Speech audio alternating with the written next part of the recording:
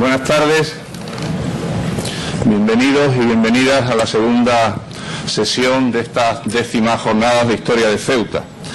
Hoy la primera de las ponencias que vamos a desarrollar yo creo que podemos calificarla cuanto menos que peculiar o singular, puesto que en una jornada sobre historia de la ciudad de lo que vamos a hablar es, como muy bien ven ustedes en la transparencia que está expuesta, es sobre el medio natural en la historia de Ceuta. ¿Y quién mejor para abordar esa cuestión, los condicionantes naturales en la historia de nuestra ciudad, que don Simón Chamorro Moreno? Yo creo que es sobradamente conocido en la ciudad, por lo tanto yo voy a destacar solamente algunas cuestiones.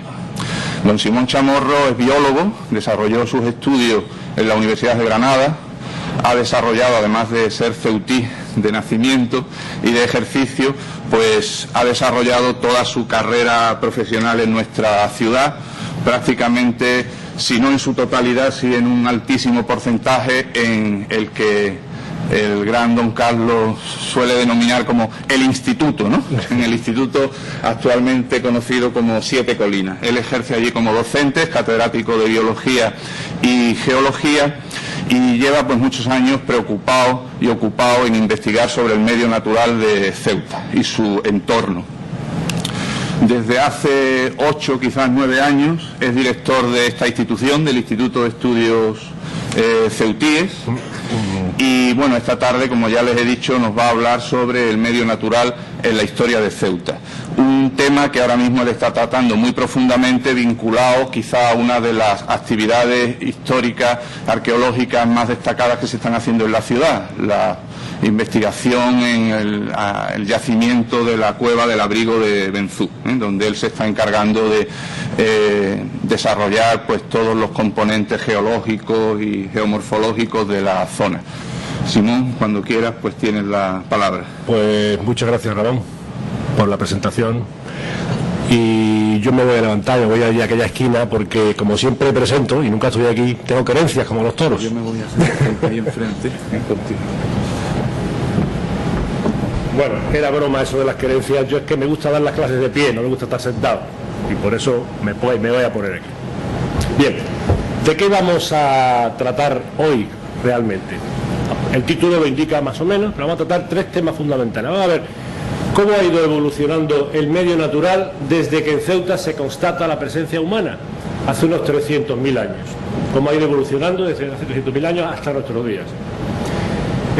Vamos a tratar también de ver cómo eso ha influido en algunos aspectos importantes de la historia de Ceuta.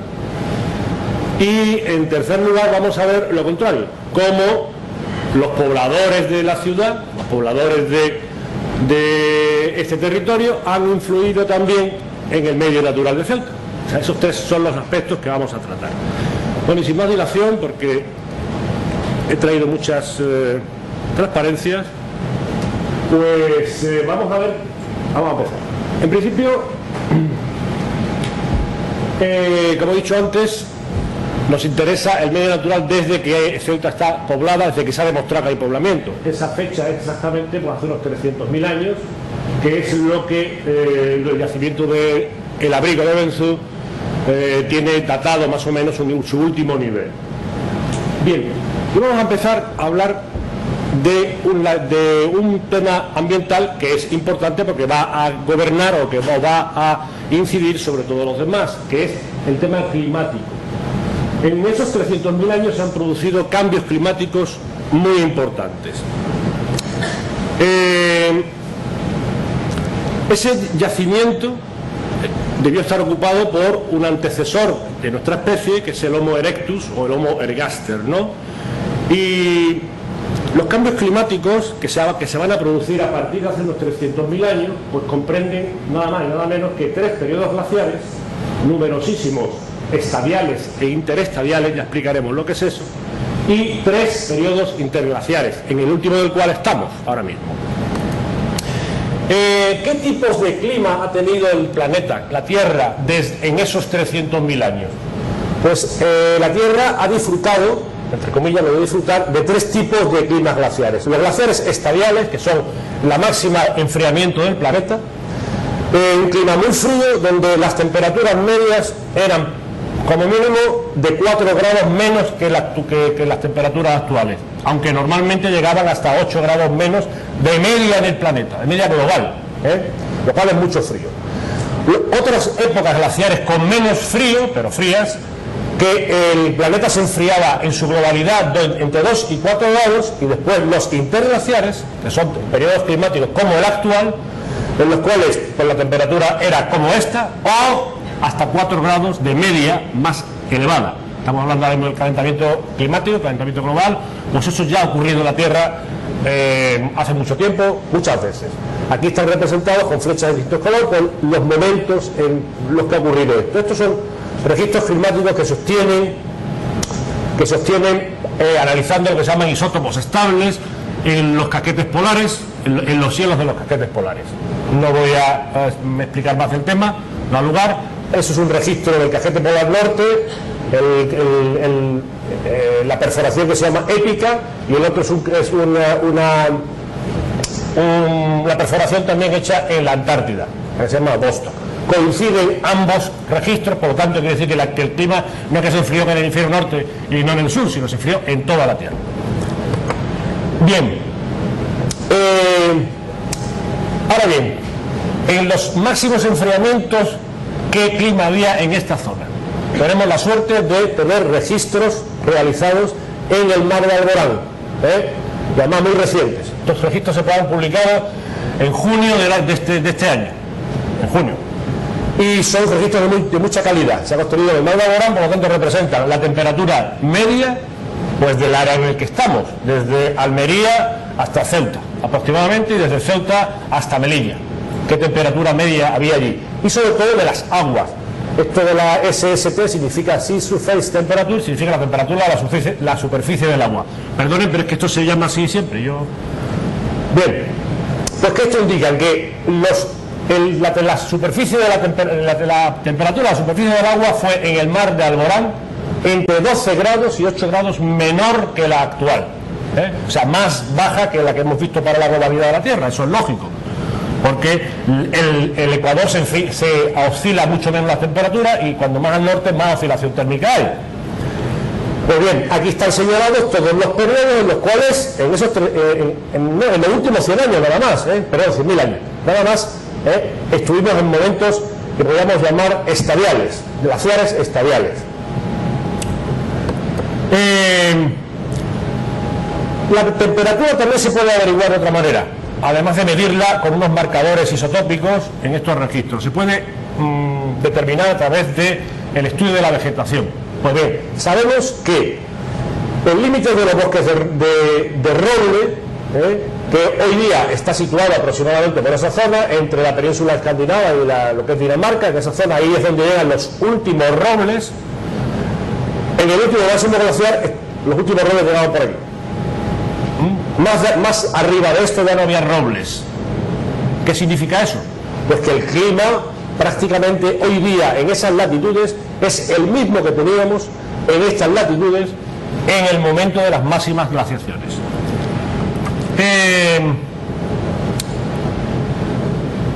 Más o menos, ¿cuánto es eso? Pues en esa zona ahora mismo tienen unos inviernos que son 7 grados más fríos que los inviernos de aquí, y los veranos son 11 grados de promedio más fríos que los veranos de aquí. ¿Se imaginan el clima cómo era? Además de la temperatura influye en las precipitaciones. A más frío, menos agua en la atmósfera. A menos agua en la atmósfera, menos precipitaciones. Eso es una tónica general. Pues bien, los registros polínicos también indican que la cantidad de lluvia que caía en esta zona durante esos periodos era más o menos la mitad de la que cae ahora. Y eso está en esta región. Las precipitaciones oscilan dependiendo de dónde esté, si está más cerca del Atlántico o menos cerca del Atlántico, entre los 400 y los 800 litros metro cuadrado año. Pues cayeron entre 200 y 400. ¿Qué indica eso? Pues eso indica un clima que se denomina un clima estepario, frío. Un clima no como el que tienen ahora en Dinamarca, que está bastante dulcificado, sino un poquito más seco todavía que eso. tenía un clima como el que se puede dar en zonas de Afganistán en estos momentos, en Oriente, en zonas altas, clima estepario, nieve pero poca precipitación y bastante frío. Y los interestadiales glaciares, los que son fríos pero no tanto, pues en los registros climáticos del mar de Alborán indican entre 2 y 4 grados menos de la temperatura de la superficie del agua. Ahí están señalados las épocas en las cuales tuvimos ese clima durante los últimos 100.000 años aproximadamente, 130.000 años. Y los interglaciares, o sea, las épocas como las actuales, pues, ya he dicho antes, 5 grados más que la temperatura media del verano actual. 5 grados más. Tienen ustedes que estamos temblando porque la temperatura del planeta ha subido como medio grado. Pues en el último interglaciar se han registrado, en el Emiens, esas temperaturas por encima de 5 grados, por encima de 4 grados, las actuales. Y dentro, estas son temperaturas de mar, dentro del continente los aumentos son mayores. Bien, en resumen, en el 80% del tiempo que la Tierra estuvo en fase fría, los estadiales había un clima estepario muy frío, los interestadiales un clima atlántico, ese sí ya es parecido al de Dinamarca y esa zona, frío, y durante el 20% de ese tiempo, de esos 300.000 años de los que data la ocupación humana hasta nuestros días, pues como el actual o algo más cálido y como consecuencia de ser más cálido, más lluvioso. Bien, vamos a pasar esto un poquito rápido porque hay mucha materia. Vamos a sentarnos ya en el último tramo del registro climático, en el Holoceno, en teoría, los últimos 10.000 años. Bueno, el Holoceno en esta zona realmente, en la zona del estrecho, comienza bastante más tarde. Comienza entre 9.000 y 8.200 años. Es cuando aquí se dan las temperaturas típicas de ese periodo, de ese interglaciar, cuando comienza ese interglaciar, que empieza a aparecer hace 17.000 años. De 17.000 años empiezan a fundirse los geysers polares y hasta 8.000, 9.000 años no aparecen realmente las temperaturas típicas de ese periodo.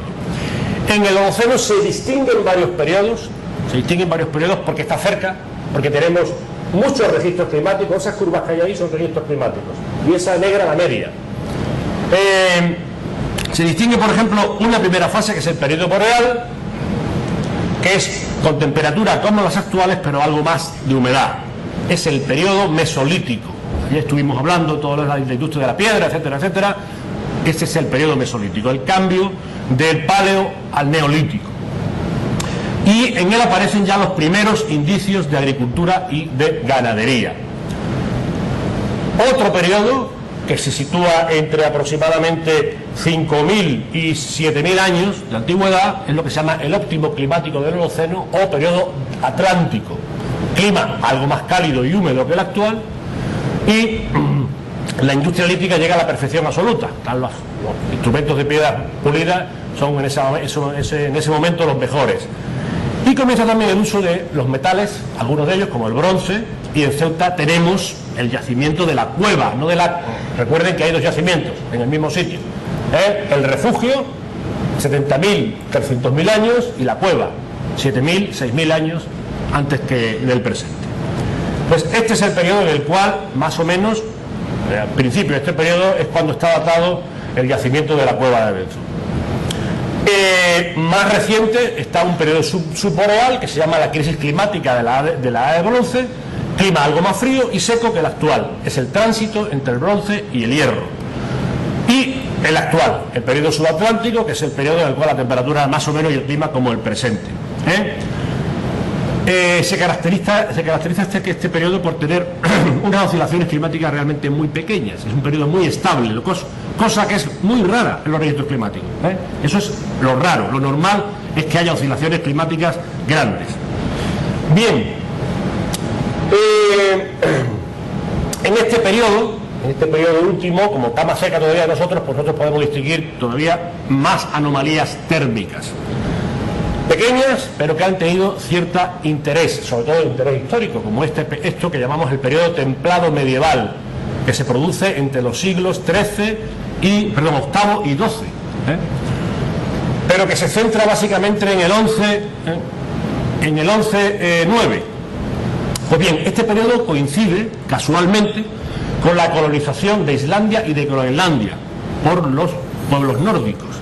Y los historiadores saben que en esa época empiezan a aparecer por el estrecho de Gibraltar naves vikingas, y además se crea en el Mediterráneo un reino normando en Sicilia, justamente allí donde desarrolló su actividad geográfica, pues nuestro personaje quizás más emblemático, Idrisis, fue allí, en ese reino normando que se creó en esta época, probablemente porque las condiciones climáticas fueron muy buenas en esas latitudes, como para que las poblaciones normandas pudieran acumular energía como para conquistar otras partes del planeta.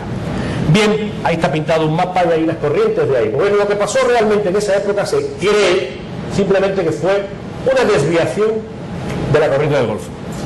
La corriente del Golfo, que normalmente va pegada a Islandia, se desvía hacia Inglaterra y esta zona de aquí, ¿vale? Y además aparece una rama que calienta la parte de Groenlandia. Ese cambio de las corrientes marinas fue lo que provocó o lo que permitió en los asentamientos normandos por toda esta parte de aquí, hasta Terranova, esta historia de aquí.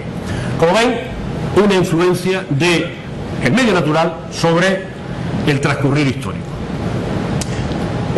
También se cree que ese cambio climático, ese calentamiento, de la temperatura media del planeta, que fue diminuto, fue medio grado, no llega a 1 grado siquiera, se cree que está relacionado con la invasión de Al-Ándalus por los almorávides y por los almohades. Los almorávides y los almohades venían unos de Mauritania y los otros de los confines norte del Sáhara. Pues allí, si el clima se había calentado, las condiciones de vida ahí tenían que ser muy desagradables, y en consecuencia tuvieron que irse para el norte y se fueron conquistando Marruecos primero, conquistando todo el Magreb, y después conquistando Al-Ándalus y algunas islas, cuando llegaron a las Baleares también.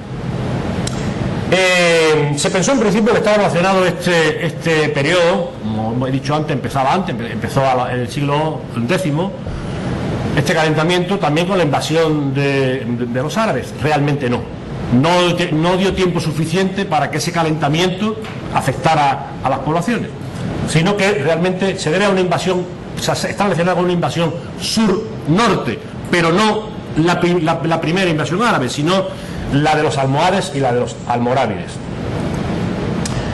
El segundo periodo, la segunda anomalía térmica que se produce en este periodo es lo que se llama la pequeña era glacial. También se cree que se debe a la desviación de la corriente del Golfo. En vez de pegarse como se pegó más al continente, en este caso se despegó la corriente del Golfo. Se hizo más débil y se alejó, con lo cual toda la costa norte europea se enfrió bastante. De hecho, descensos térmicos no muy importantes, pero sí fueron descensos de precipitaciones importantes, y en esa zona las consecuencias históricas están documentadas, fueron terribles. Las hambrunas que hubo en esa época, los incrementos de precio del grano, etcétera, etcétera, fueron muy grandes. Esto parece que no tuvo ninguna incidencia en la región mediterránea. Bien, ya hemos visto la evolución del clima. Vamos a ver ahora cómo va a evolucionar la vegetación. ¿Cuál era la vegetación que ha existido en esta zona, en esta región, durante esos últimos 300.000 años? Pues básicamente el terreno ha estado ocupado por una serie de formaciones vegetales que han ido compitiendo entre sí. Vamos a hablar primero de las formaciones no arbóreas, que son hierba, matorral, etcétera, etcétera. Básicamente hay una formación no arbórea que es una agrupación de Artemisia, que es una margarita, para que nos entendamos, pues esta planta de aquí, Cedra, que es una planta que no tiene flores, de tallos verdes, que es esta planta de aquí, y una variedad de plantas adaptadas a ambientes salinos, secos, que son las quenopodiáceas. Aquí le he puesto un ejemplo de lo que es una quenopodiácea. Eso sería uno de los tipos de vegetación que había. Otro tipo de vegetación no arbórea era un matorral más o menos alto, más o menos denso, que podemos llamar termófilo, porque le gusta las temperaturas en los sitios de clima cálido y que es típico del Mediterráneo, el matorral termófilo mediterráneo, formado básicamente, pues algo que ya se citó aquí ayer, ¿no?, con el tema de la cabidilla, la presencia de acebuches, que es el olivo silvestre, olivilla, que es una planta parecida, pero que no es evidente, no es la oliva, lentisco, muy corriente en la zona, jaras, también son muy corrientes en esta región, todo el mundo las conoce, creo yo, y encinas, coscojas y alcornoques.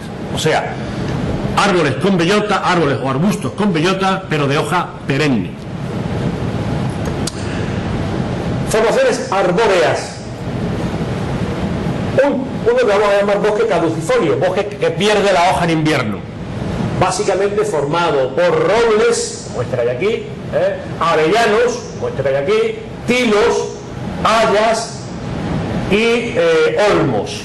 Ese tipo de bosque, que también existen hoy día, por ejemplo, tilos y avellanos no hay por aquí, pero robles sí los hay, hayas tampoco hay, pero olmos también los hay. Pues bien, todo ese tipo de árboles formaría otro tipo de vegetación que estaba muy bien representada en toda esta zona durante los últimos 300.000 años. Otra más, también arbórea, es el bosque de coníferas de altitud, formado básicamente por el cedro, ¿no?, sigue existiendo en abundancia en las cumbres que nos rodean, el pinzapo, o sea, un abeto, que también sigue existiendo por aquí, no en mucha abundancia, pero existe. Y un pino, un abeto, que ya no existe en esta región, que es la pícea. Esto ahora mismo existe en la zona Siberia. En Siberia y en el Himalaya existen estos bosques, pero en esta zona mediterránea ya han desaparecido. En esa época existían. Y como sotobosque y como vegetación ocupando las zonas que dejaban libre estas formaciones de coníferas, pues una cosa que también es muy frecuente todavía en la región, los brezos, el escobón, los brezos que están por aquí también son muy frecuentes. Y por último, los pinares que ocupan zonas, pues zonas intermedias entre la vegetación de altura y la vegetación caducifolia, y que, bueno, pues tienen una distribución un poco extraña. No sabemos exactamente muy bien qué patrón rige esa distribución, pero a veces predominan y otras veces no. Básicamente, pues los pinos, los cipreses y este arbolito característico de esta zona, que es el Tetraclinis articulata, el ciprés de Berbería o el araar, ¿no? Eso sería el abanico por los cuales estarían formados los bosques de pino, los pinares. Hay una pauta general que marca la evolución de la vegetación en todos estos 300.000 años. En los periodos fríos y secos se incrementa la vegetación herbácea a costa de la arbórea. En los cálidos y húmedos, pues se regenera la vegetación arbórea a costa de la vegetación herbácea. Ese es el patrón general. ¿Cómo fueron los últimos 10.000 años? Los 10.000 años más recientes en Ceuta y sus alrededores. Pues bien, al comienzo tenemos cedrales en las zonas medias y bajas, en las zonas altas, y en las zonas medias y bajas robledales, o sea, los árboles con bellota de hoja caduca, lo hemos visto antes.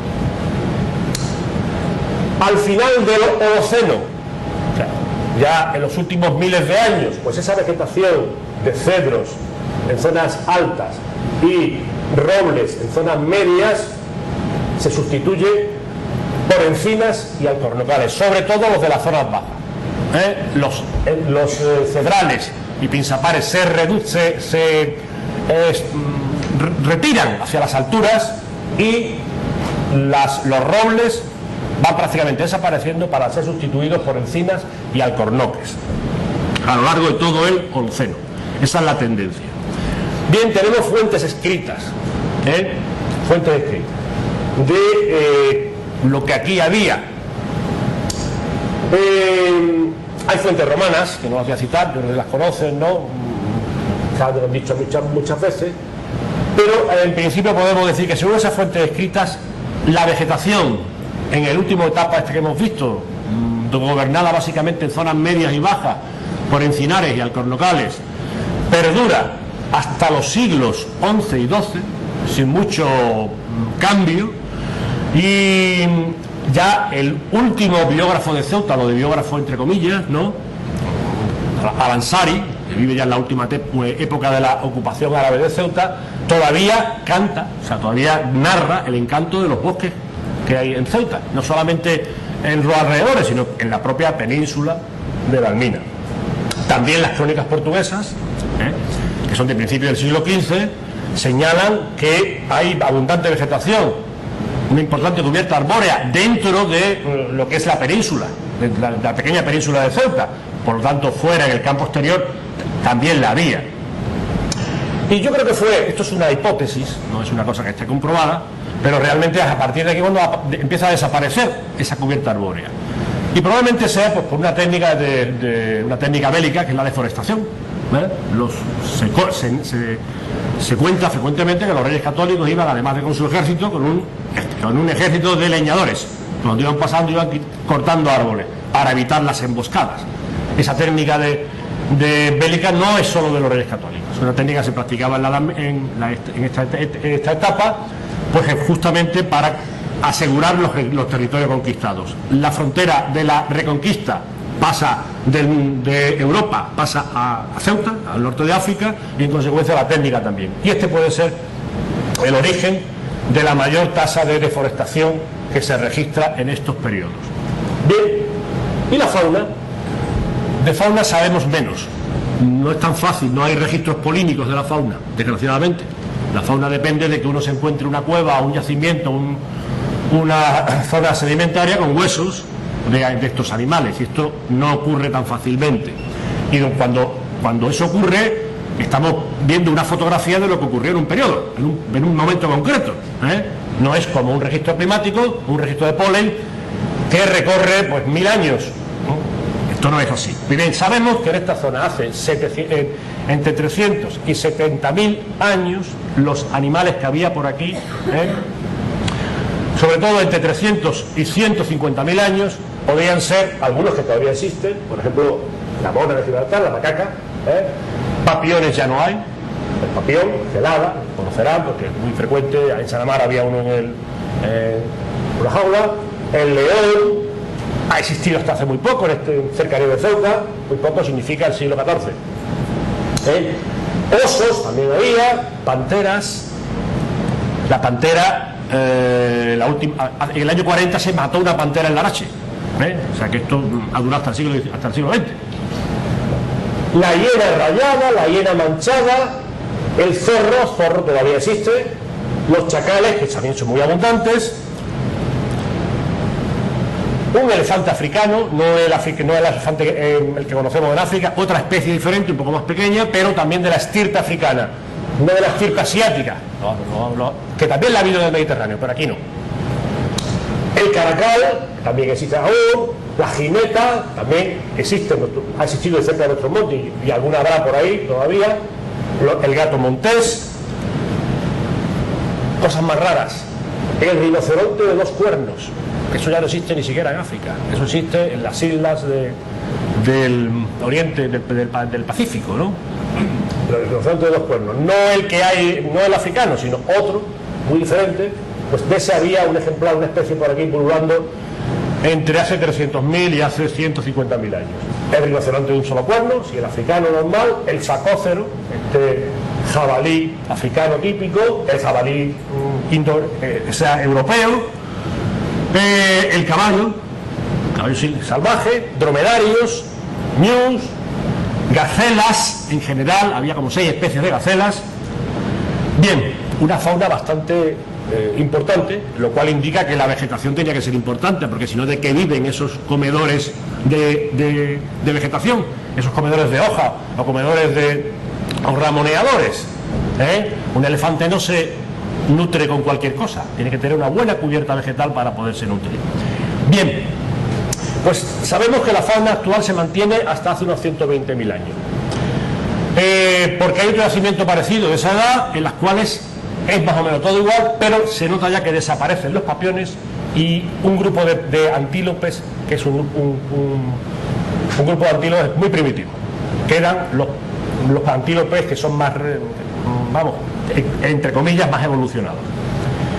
Pues bien, no hay muchos yacimientos más desde esta fecha hasta ahora, que algunos yacimientos, pero muy pequeños, en zonas kárticas, muy aisladas.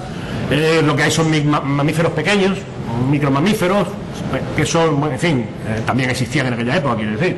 Pero bueno, no me he detenido yo en explicar la fauna de micromamíferos de la región, porque creo que, en fin, primero que es difícil de distinguir un ratón de otro, así a simple vista, y yo no voy a poner aquí a explicar las diferencias. Y me parece que esto es más llamativo y le da una idea más de lo que era el paisaje zoológico de la región durante esa época. Bien, y lo que he dicho antes ya, esta fauna va llegando en más o menos medida a nuestra región hasta nuestros días.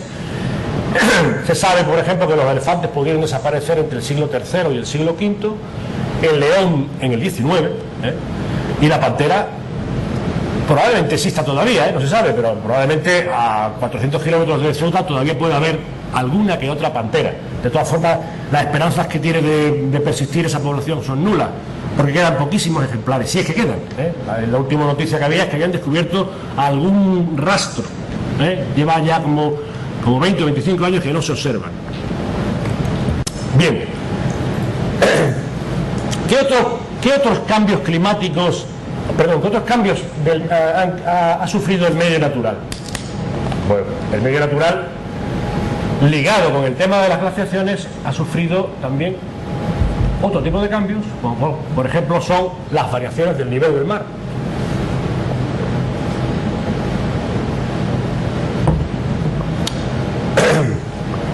El que la Tierra se enfríe o se caliente significa que una gran cantidad de agua se acumula en los polos, en los paquetes polares. Esa agua se resta del océano y los océanos bajan de nivel, y esa bajada de nivel puede llegar a ser de hasta 120 metros, que es una cifra bastante importante. Y además de eso, la Tierra no se está quieta, las costas del estrecho se están levantando lentamente, lenta pero inexorablemente. Bien, pues para comprender el medio natural de donde vivían los moradores del abrigo de Benzú, hay que tener en cuenta que el 80% del tiempo que vivieron allí, desde esos 300.000 hasta los 70.000 años, pues resulta que el territorio no era este que conocemos ahora mismo, sino que era esto. El nivel del mar estaba a 120 metros más abajo y la línea de costa era esta. Quiere decir que el yacimiento de la Cabililla, que ahora mismo está a 120 o 130 metros del agua, del mar, de la orilla, estuvo realmente, la mayor parte del tiempo, pues a cerca de 1 kilómetro de la orilla. Debajo de ese yacimiento habría un glacis, una llanura en pendiente hacia el mar, que pues contendría vegetación, como es lógico. Esto es una reconstrucción de cómo podría ser ese entorno, el paisaje que vieron estos señores desde la Cabililla hasta cuando Tomás está allí, en la mayor parte del tiempo, que sería este. O sea, el agua estaba más abajo y más lejos. La orilla del mar llegaba por ahí. Bien. Son cosas que tener en cuenta para comprender las poblaciones que allí existieron. Bien, pero es que el estrecho también era otra cosa, esto ya lo vimos ayer, ya Pepe nos lo puso. Los máximos glaciares, el estrecho tendría solo una distancia entre orilla a orilla de 10 kilómetros, ahora ahí la mínima son 14, o sea, eran 4 kilómetros todavía más estrecho que lo que es ahora. Y además había una isla, un grupo de islas en medio. Eso tiene que ver con la hipótesis que se baraja en la Cabililla de que las poblaciones de una orilla y otra del estrecho de Gibraltar pudieron totalmente intercambiar productos o hasta intercambiar población. Bien, ese es el estrecho actual. ¿Qué utilizaban del medio natural las poblaciones del abrigo? ¿Qué cazaban? ¿Qué recolectaban? ¿De dónde sacaban el agua? ¿De dónde sacaban la piedra que necesitaban para realizar sus herramientas líticas? Pues no lo sabemos muy bien, porque el yacimiento está dando abundante fauna, pero abundante fauna de micromamíferos. Pocas, lo puso ayer Pepe, pocos restos de macromamíferos. Uno ya está determinado, una gacela, enseñó ayer. Otro, el hueso, todavía no lo han podido sacar de la piedra, no podemos saber lo que es. Probablemente estos voladores cazaban la fauna que hemos visto que había, ¿sí? Esas gacelas que decíamos que había eran probablemente cazadas por esta población, los jabalíes, los facóceros, etcétera, etcétera, etcétera. Y también, ¿por qué no? Y es evidente, y también ha aparecido ya, había una recolección de moluscos. Las costas cercanas a Ceuta están llenas de concheros, acumulaciones de varios metros de altura, de conchas, de lapas, como esta célebre Patella ferruginea, que la utilizaban mucho, se la comían mucho. No solamente en esta época, más reciente, los portugueses que vivieron en Alcázar-Seguer se dieron banquetes y banquetes de esta lapa. Allí, cuando hicieron la excavación que hicieron, aparecieron toneladas de conchas de esta lapa. Por lo tanto, la recolección de moluscos tenía que ser una cosa muy frecuente. Hay restos en el yacimiento de ello. Y el agua, también hay que estudiar de dónde sacaban el agua. Lo sabemos de dónde la sacaban.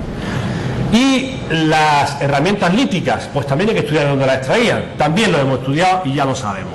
En la zona del abrigo de Benzú, en la cala de Benzú, pues hay nada más y nada menos que 12 puntos de aguada, 12 fuentes, y además con una capacidad de producción de agua muy elevada, del orden de 2,7 millones de metros cúbicos al año, suficiente pues para una ciudad mediana. Por lo tanto, para una población como esta población que vivía allí, era más que suficiente. Había agua de sobra, no tenían problemas de supervivencia con el agua, ni siquiera en las épocas frías, donde las precipitaciones se reducían a la mitad, ni siquiera en esos momentos. Y además, como eran manantiales kársticos, manantiales de aguas calizas, manantiales que se forman porque el agua penetra en esas formaciones rocosas que son las calizas en profundidad y después sale por las zonas de surgencia cuando encuentran un nivel impermeable en el fondo, pues en cierta manera el agua estaba regulada. Quiere decir que había depósitos subterráneos de agua que permitían que el agua estuviese manando durante mucho tiempo después de que lloviese. O sea que aseguraba también la existencia de agua en verano. ¿Qué materiales usaban para construir sus herramientas líticas? Básicamente sílex, pero no exclusivamente, ni siquiera mayoritariamente. No era el elemento que más utilizaban. Sílex de varios tipos, hay un sílex pardo, sílex rojos, sílex negros, han aparecido. Realmente no son sílex en general, pero no son. El sílex es un mineral formado básicamente por sílice, no tiene este origen que tienen estos tiene un origen físico-químico, no un origen orgánico como estos que hay aquí, que son de origen orgánico, son radiolaritas, uno de ellos, y el otro es una roca sedimentaria que está mezclada en la sílice con la calcita, una calcita del grano muy fino, pero no son sílex típicos. Están localizados, sabemos dónde afloraban y por lo tanto dónde los obtenían. En este mapa geológico de la zona, pues esto celeste que hay aquí, esto azul que hay aquí, es la dorsal caliza, este es el grupo de Jebel Musa. Pues en ambas formaciones hay estratos de ese tipo de sílex, que están marcados por puntitos. Toda esa zona de puntitos son zonas donde hay este tipo de materiales. Los más cercas, como veis, están muy próximos del yacimiento. Si veo está aquí, enfrente justo, hay toda una zona donde afloran los sílex rojos, estos que hemos visto antes, y un poquito más al sur también hay afloramientos, o sea que no tenían que viajar mucho para encontrarlo.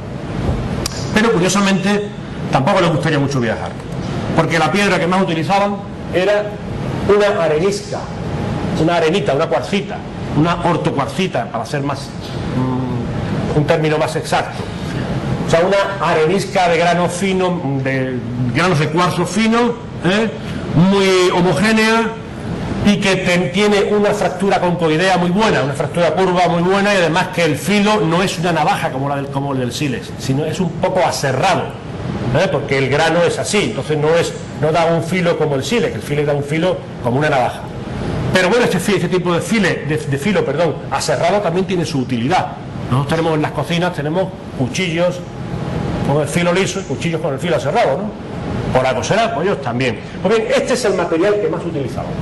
La mayor parte de las herramientas líticas que han fabricado estos moradores del abrigo de Belzú lo han hecho con areniscas, no con arenitas, no con los sílex.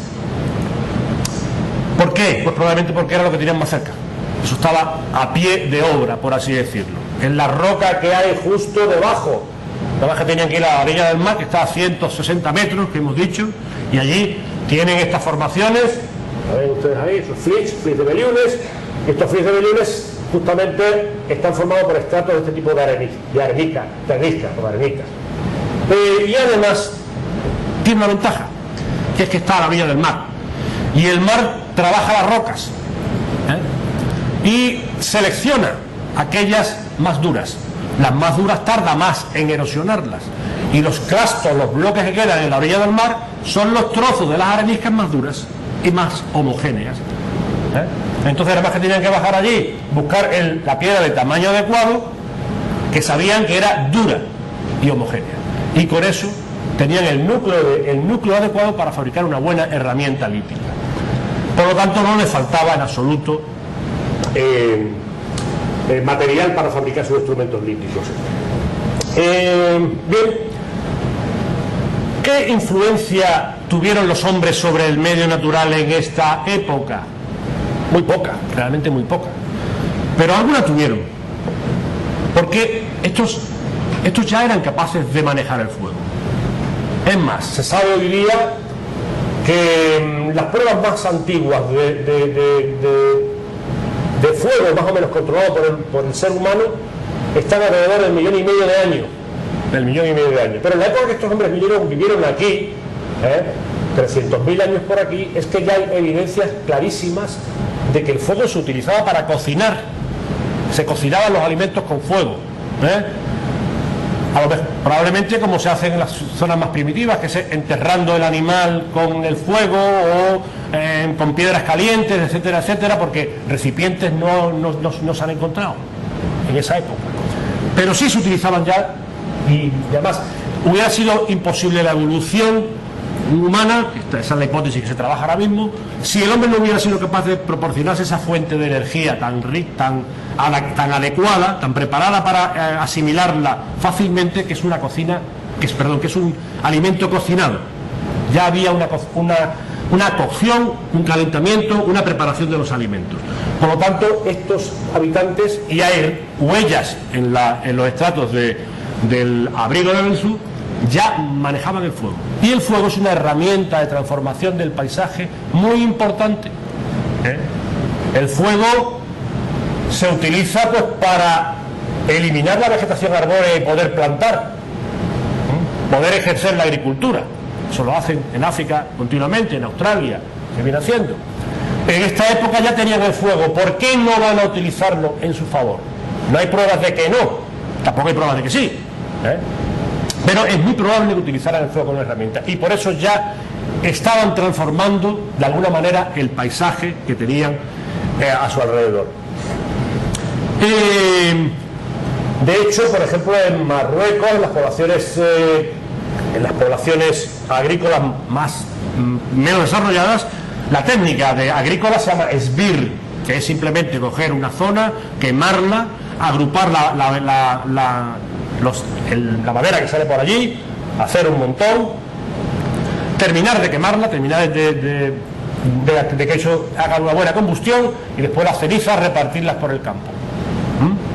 Y una vez que se ha repartido la ceniza se plantan cereales, Eso se ha venido utilizando con tiempos históricos hasta, bueno, se sigue utilizando en la zona del Rif. Es probable que esto venga de esa época ya en esa época había herramientas y conocimiento suficiente para hacer esto. Bien, ¿hasta qué punto transformaron el paisaje los moradores del Abrigo del Benzú? Realmente no lo sabemos, pero es una pregunta que hay que tratar de contestar, pues cuando la excavación del Abrigo del Benzú siga funcionando como hasta ahora. Hace 5 años no sabíamos muchas cosas de las que sabemos ahora. Dentro de 5 años o 10 años, por lo mejor podemos decir más sobre esto. Yo estoy en que alguna influencia tuvieron que tener, puesto que, repito, tenían una herramienta muy potente para hacer lo que es el fuego. Bien, pasemos al otro yacimiento que tenemos, del Neolítico, en la cueva del sexto al séptimo milenio antes del presente. Pues ese tuvo ya que estar poblado por cromañones, por Homo sapiens, por nosotros mismos, vamos. ¿Cómo era el medio? Ya lo hemos visto. El clima era muy parecido al actual, ¿no? La topografía era como la actual, el paisaje como el actual, ya el nivel del mar está donde está ahora, y la biota, o sea, la fauna y la flora, pues era ya muy parecida a la fauna y la flora actual antes de la intervención del hombre, claro, no a la que hay realmente ahora mismo. ¿Qué recursos tenían estos moradores de la cueva? Pues tenían que cazar, evidentemente, tenían que recolectar, también moluscos probablemente, también semillas, podían pescar. El agua sabemos que había allí en la zona ya, no hace falta volver a incidir sobre el tema. También utilizaban herramientas líticas, también sabemos que hay, evidentemente, una serie de yacimientos donde podíamos tenerlas, pero es que aparece ahora en este tipo de yacimientos objetos nuevos, aparecen los objetos de adorno, aparece el arte. Ya el hombre no se preocupa solo de comer y dormir, sino se adorna y ya tiene un sentido artístico. Aparecen objetos de arte que son cuentas de collar que están sacadas de una piedrecita, de una roca, pues una roca que hay en Ceuta justamente, de serpentina, esta roca que tiene esos colores verdes y que es untuosa al tacto. Pues esa roca se ha utilizado para hacer esas cuentas de collar. Por lo tanto, estos moradores de la cueva tenían que conocer el yacimiento de peridotitas que hay en el Sarchal y tenían que visitarlo. Ya estaba a unos cuantos kilómetros de su cubículo, ¿no? Pero evidentemente es de aquí donde sacaban la materia prima.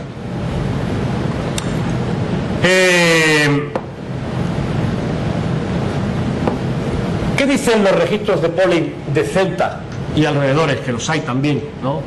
De esta etapa, de esta última etapa ya del Holoceno, desde hace 3.000 a 500 años? Pues dice que hay indicios claros de actividad agrícola dispersa y discontinua.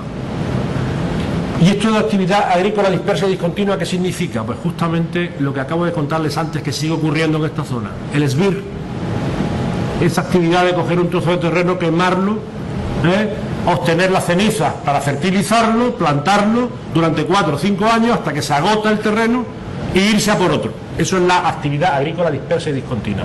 Pues desde 3.000 años ya hay indicios en los registros políticos de que eso se hacía. Probablemente eso es de mucho más antiguo, es mucho más antiguo eso, pero datos de hace 3.000 años. Y el Holoceno histórico, pues ese comienza aproximadamente hace unos 500 años antes de Cristo. Estamos ya con los fenicios en Ceuta, más o menos en la época en la que están los fenicios en Ceuta. En esa época los registros climáticos dicen que hay una clara explotación de los cedrales. Ya se sabe que los cedrales eran utilizados por el hombre, se talaban los árboles. Y también se sabe que hay una gran reducción de los robledales a favor de los encinares y los alcornocales. Eso es típico del comienzo o típico de la influencia agrícola. Va ligado en toda la cuenca mediterránea, va ligado.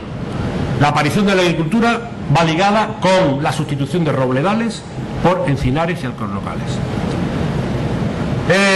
Y además no de esta otra esporádica de antes, sino de una actividad agrícola y ganadera estable, continuada durante mucho tiempo. Esa es la que produce ese cambio de vegetación. Se sabe por qué eso ocurre en toda la cuenca mediterránea. Llegamos al asentamiento fenicio, ¿no? Digamos, que hemos señalado antes. Y nos preguntamos, tenemos que preguntarnos, ¿por qué los fenicios se asentaron en Ceuta? Ya ayer dieron una idea de por qué. Dijeron que los fenicios utilizaban Ceuta como zona de aguada, Y no solo como zona de aguada, porque para pararse en un sitio para obtener agua hay que tener un resguardo adecuado, hay que tener una cala que permita a una nave de vela endeble, que está expuesta a los vientos de poniente y de levante, pues que se pueda fondear con cierta seguridad. Y eso se lo dio la costa de Ceuta. Y eso solo, ¿de dónde procede esa cala que tenemos, esas calas que tenemos tanto en la rada norte como en la rada sur de nuestro territorio? Pues eso es fruto justamente de la estructura geológica del terreno que hay debajo y de la acción del mar en un proceso que se llama erosión diferencial, que hay materiales geológicos que son más resistentes a la meteorización que otros, y que esta península, esta zona tenga esta forma, ¿no?, de bahía, y que en la parte sur también haya zonas de resguardo. Pues esto justamente se debe a la concurrencia de unos materiales geológicos que son más o menos duros. Hay un material muy duro aquí, que es el gneiss del Hacho. Hay otros materiales duros por aquí, que son las calizas alabeadas, que soportan mucho mejor la erosión que estos otros gneisses que hay aquí, lo cual ha permitido que estos gneisses se erosionen y esto haya quedado una forma de bahía. Si no hubiera existido esa bahía, por mucha agua que existiese en Benzú, era difícil de hacer aguada.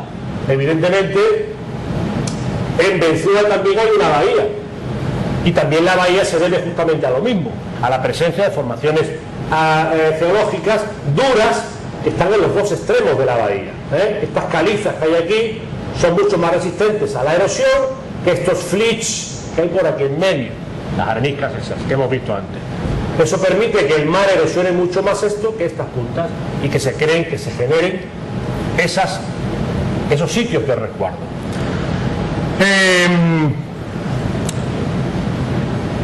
Evidentemente los fenicios debían de buscar agua en Ceuta, pero es difícil que el agua esté aquí y que se instale de aquí. Tiene que haber, evidentemente tenían que visitar esta zona de aguada, pero aquí tenían que tener otros intereses, porque ahí no estaba el agua. Ahí estaba una buena cala de resguardo, porque si pensaban cruzar de un lado a otro el estrecho tiene su dificultad al hacerlo, porque está dominado por dos tipos de vientos, el poniente y el levante. Uno que da, si vamos a salir del Mediterráneo, el levante nos saca y el poniente nos mete. Para un barco de vela ir a hacer esa travesía con poniente es muy difícil, porque las seguidas en esas embarcaciones eran muy difíciles de hacer, imposibles prácticamente. Entonces hay que esperar el buen viento de levante. Entonces hay que hacer aquí, hay que esperar en algún sitio, o hay que esperar aquí, hay que esperar aquí abajo, a que aparezca ese viento. Y para eso hay que echar ancla, y el ancla tiene que sostener, que sostener bien al barco, que sujetar bien al barco, y los cabos, las cuerdas, tienen que ser resistentes, porque a veces hay que estar 15, 20, 30, bueno, llevamos un mes y medio de levante, ¿no? Imagínense ustedes que queremos cruzar al otro lado, porque está un mes y medio esperando a que cambie el viento. Un barco moviéndose en el agua con el ancla echada tiene que tener una buena ancla y una buena estacha para soportar ese tiempo allí sin que la estacha se rompa y el barco vaya a la orilla y se rompa.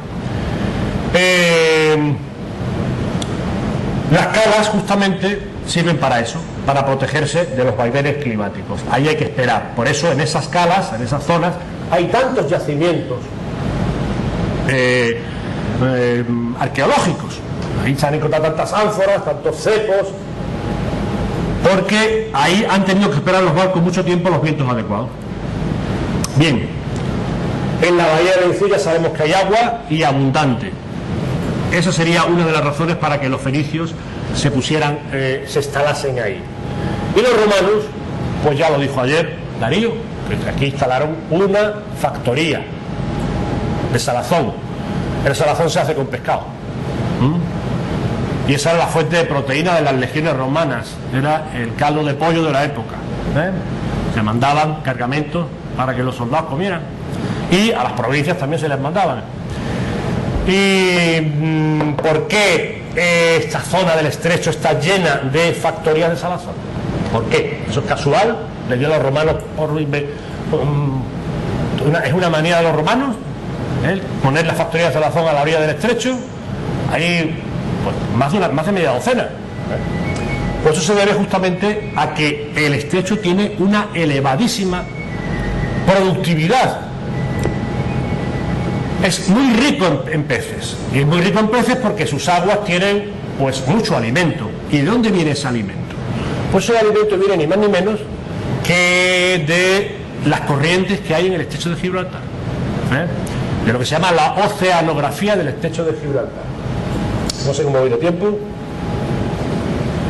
¿Puedo? 5 minutos. Pues en el estrecho de Gibraltar siempre hay una corriente de aguas atlánticas que está entrando. Que tiene una salinidad un poquito más baja que la que sale.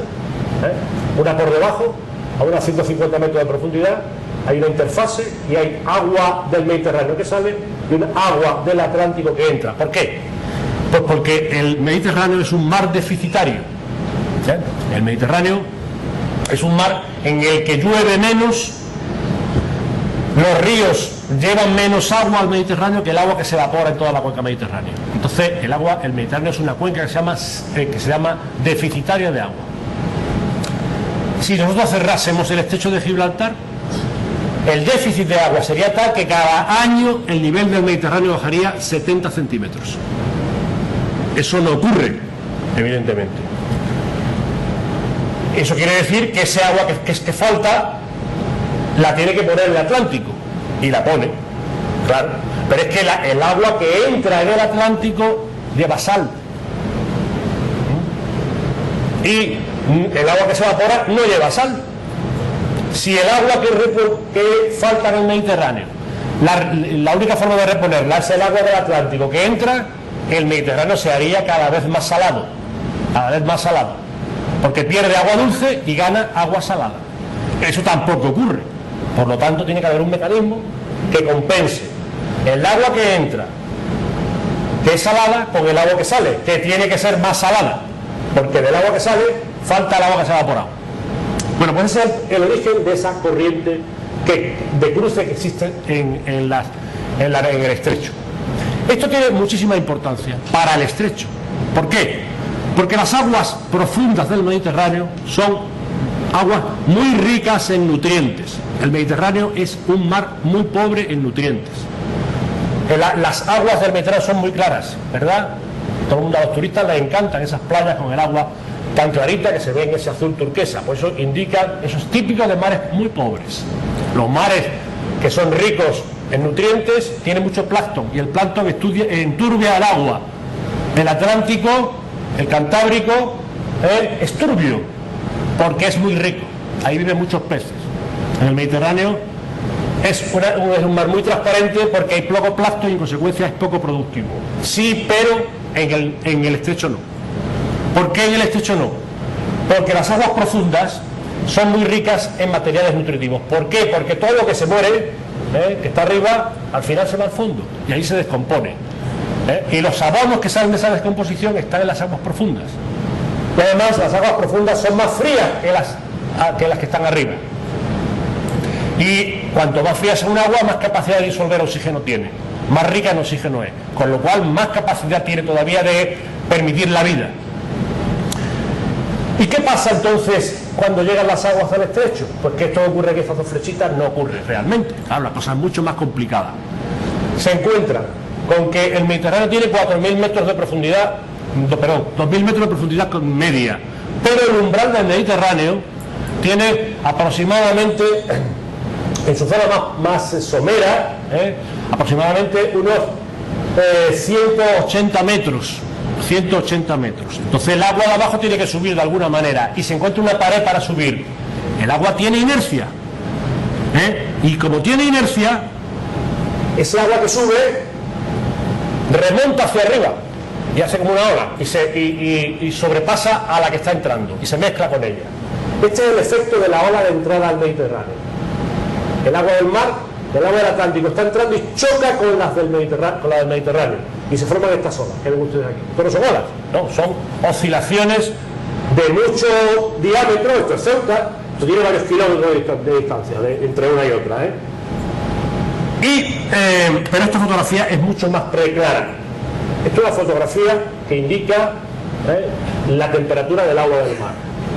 Desde este rojo que hay aquí, que son 30 grados, justamente en las costas de Levante, eso que dice la gente es que el agua está como una sopa. Pues sí, señor, está como una sopa ahí. Bien, y la zona de Murcia también, pero en el estrecho no.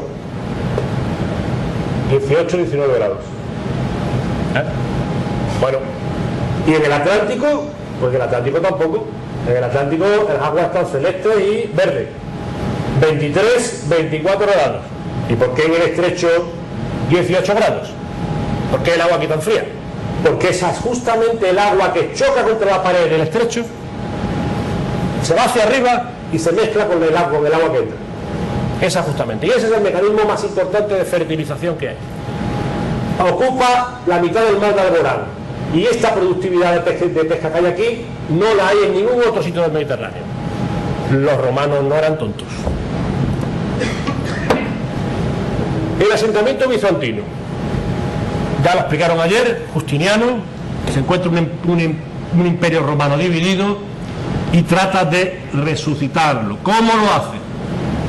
Pues intenta conquistar los sitios más estratégicos, los sitios cuya posesión le dé una fortaleza.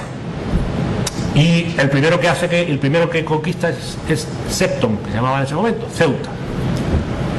En este momento aparece otra cosa que ha sido una constante ya también en la historia de Ceuta, su valor geoestratégico.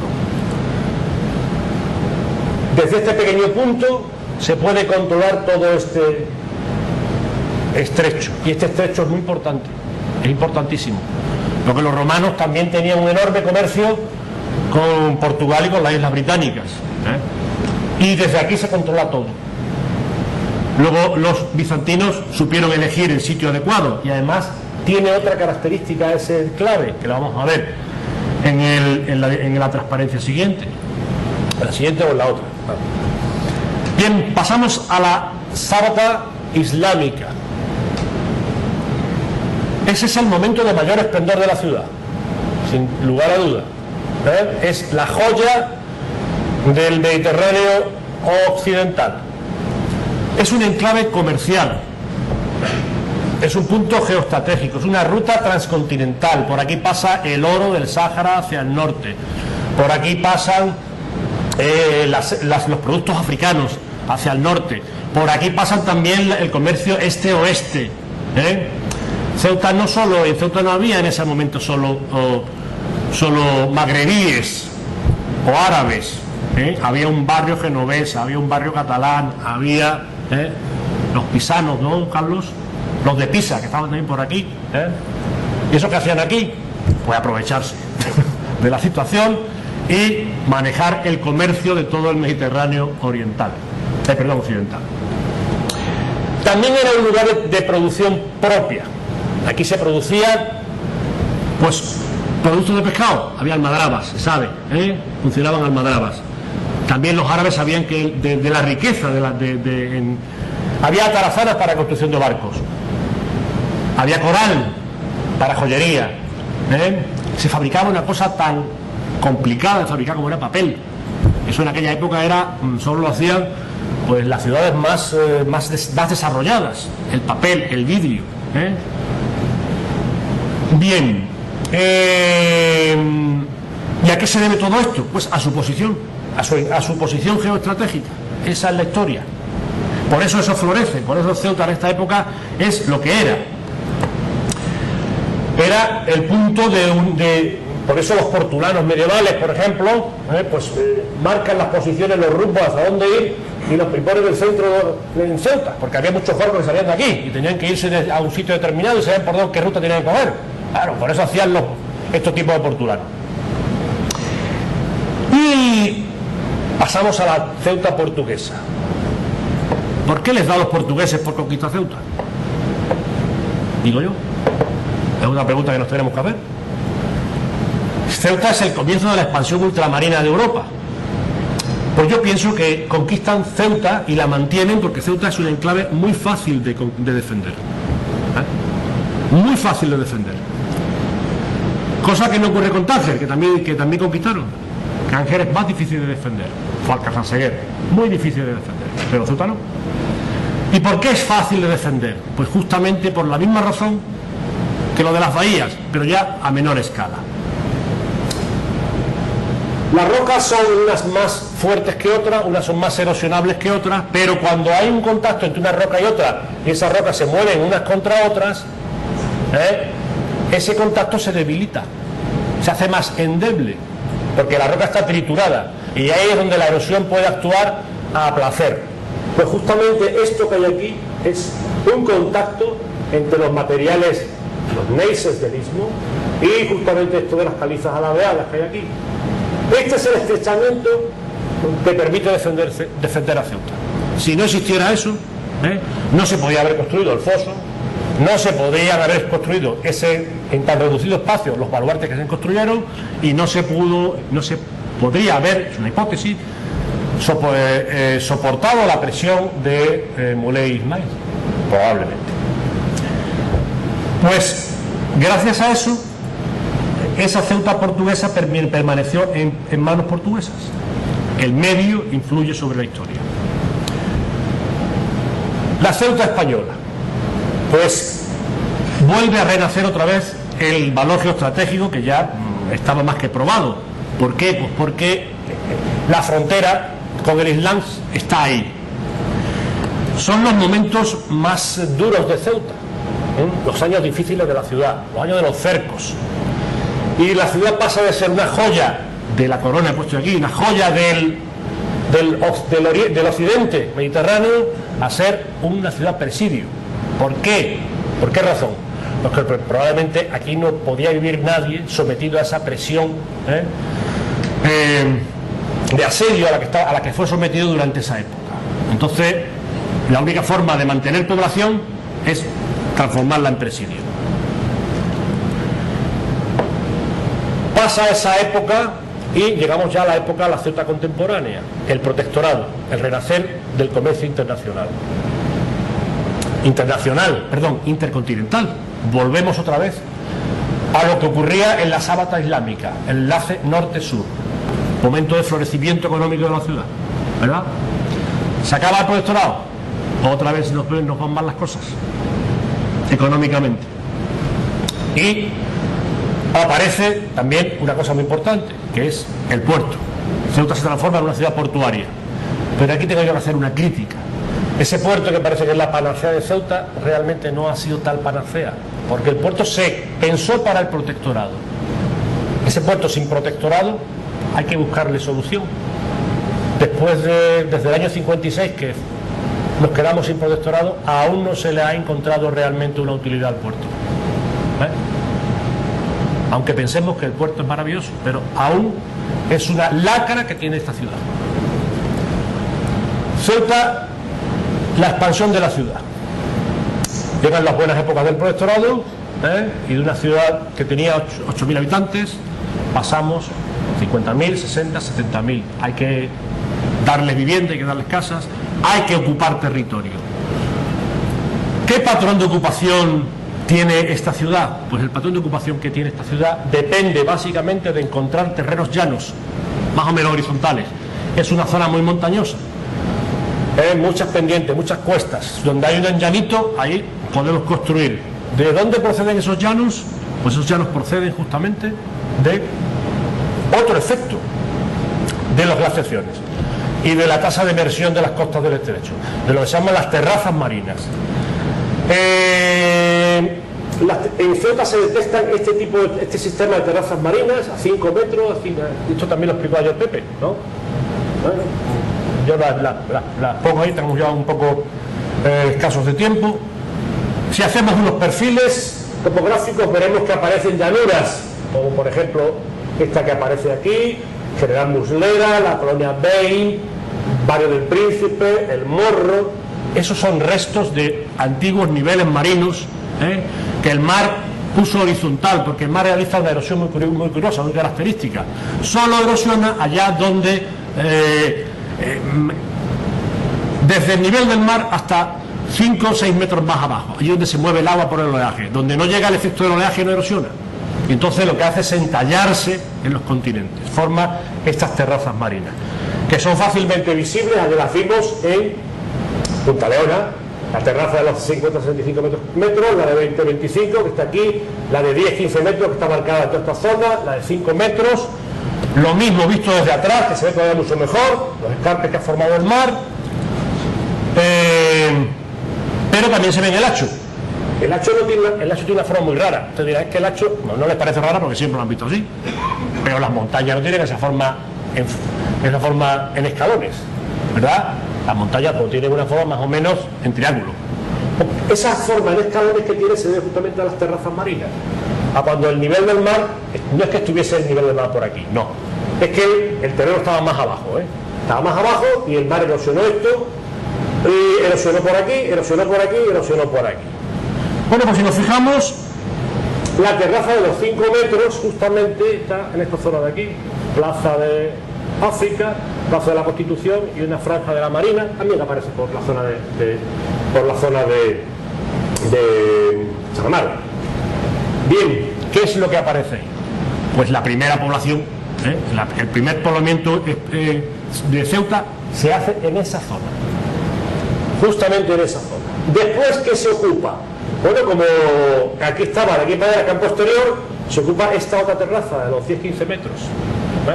Y con eso vivimos, con esa superficie más o menos vivimos hasta el protectorado. No nos salimos mucho de ahí.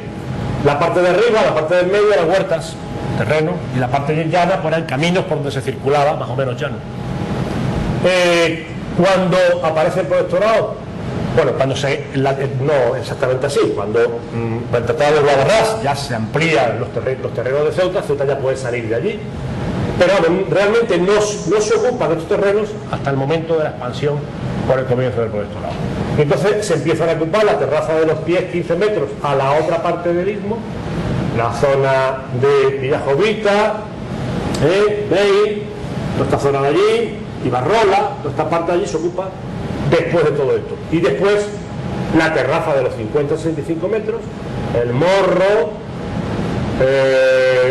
bueno, no me acuerdo cómo se llama esto, barrio de aquí, hasta justamente la Pantera Rosa. Toda esa zona allí tiene más o menos la misma altitud, es una terraza marina. Y por último, y también, ¿no?, ya que no salimos del campo, pues también se ocupa una terraza marina de 90-100 metros, que es el Príncipe. Bueno, esto tiene también otras connotaciones. Aquí no solamente es la cuestión de la que aquí haya un terreno más o menos llano, es que aquí había un antiguo fortín, había una posición militar, etcétera, etcétera, etcétera. Pero está claro, ¿no?, como el hombre va aprovechando, como aquí vamos aprovechando los terrenos más o menos llanos, y esos terrenos llanos proceden de la erosión marina. O sea, es otra vez otro nuevo caso en el cual el medio natural condiciona el desarrollo histórico. En la Ceuta actual, pues aparece el fenómeno del turismo, el valor de un paisaje singular y de una situación geográfica privilegiada. Y también aparece otro fenómeno, las migraciones intercontinentales, que tienen que pasar por aquí. Es el nuevo aspecto de las rutas comerciales, las migraciones. Y con esto, pues, terminamos. Muchas gracias.